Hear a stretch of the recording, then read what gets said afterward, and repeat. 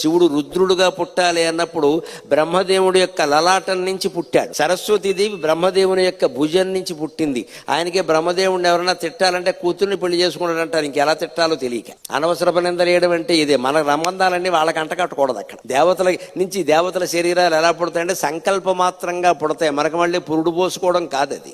మన్మథుడు కలగాలని విష్ణువు సంకల్పించాడు, పుట్టాడు. నారదుడు కలగాలని బ్రహ్మదేవుడు సంకల్పించాడు, పుట్టాడు. అంటే సంకల్ప మాత్రం చేత పుడతారు, అంతే లెక్క.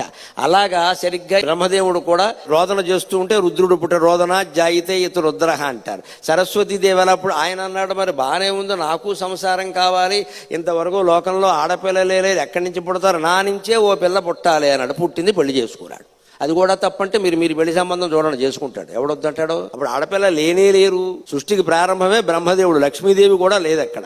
మరి ఏం చేసుకుంటాడంటే ఆయనకి భార్య కావాలి, అందుకే నా నుంచే పుట్టాలి అన్నాడు. అప్పుడు చేతి నుంచి పుట్టింది ఆవిడ.